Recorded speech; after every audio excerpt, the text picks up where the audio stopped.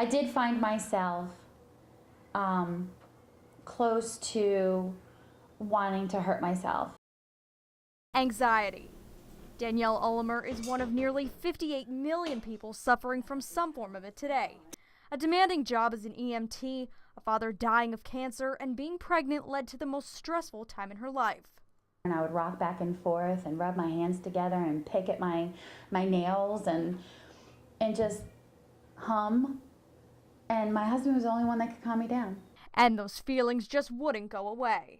If you take a soda bottle and it's not, and you shake it and it's not completely full, so you shake it and then you just tip the top off and it explodes, that is not like a big event, but I'm just saying that's, you know, kind of how you always felt, how I always felt. At the time, opening up about her problems just wasn't an option. I was the helper, not the one seeking the help.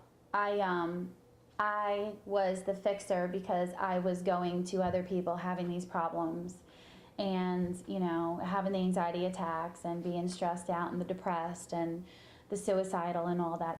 Still, there is a certain amount of stigma, and so some people carry about a great deal of shame and guilt and won't speak about it. Dr. Murray Honig with Strand Psychiatric Services says anxiety and depression patients now make up half of his entire practice, and it goes beyond simply feeling sad. They'll just prolong putting up with situations that are agonizing for them. I realized I was getting anxious and my anxiety levels were above normal people's. Coastal Carolina senior Bobby Baldwin is also one of the 58 million anxiety sufferers. His problem started in high school and turned into a dark, shameful secret. People are scared to talk about it. People don't want to admit that they have a problem or admit that there's something wrong with them or that they can't just cope by themselves.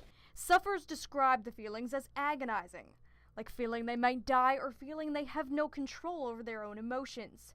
In some cases, it paralyzes them from working or even leaving their own homes. Despite all of that, only 1/3 of sufferers actually seek professional help. The ones who don't can sometimes make the situation worse. They'll sometimes self-medicate, unfortunately, with alcohol and drugs. A lot of times they'll go to the health food store on the internet and they'll take some herbal remedy or some non-prescription medication, thinking somehow that's safer and better for them, when in fact it probably is not going to be effective. Dr. Honig says many avoid medication in fear of its potentially dangerous side effects, but says many times the side effects outweigh the symptoms. It's rare that we can't find a medication or combination that won't work for someone. In both Bobby and Danielle's case, the answer was medication. I'm currently on Celexa. It's pretty much just brings me back down to a normal level. Today, Bobby runs his own club on campus, something unthinkable before therapy and medication. Active Minds is a national group that helps college students coping with mental illness. Pretty much everyone on campus, the more and more we do, the more and more they see that it's okay and that they shouldn't be afraid to talk about it. And now Danielle is a wife, proud mother of 2 boys and 2 dogs. Her anxiety creeps back once in a while, but never like it was before seeking help. But I had to remember I have such a great loving family, and I didn't have time for that anymore. But why has the number of anxiety and depression sufferers increased over the years? Some say it's because we're more open as a society to talking about mental illness. Dr. Honig, however, says there isn't just one answer.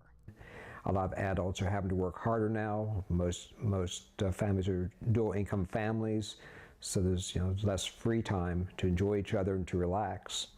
A lot of people also don't exercise like they should, which would be a source of stress relief. Diet has been increasingly poor in this country, so there's lots of factors.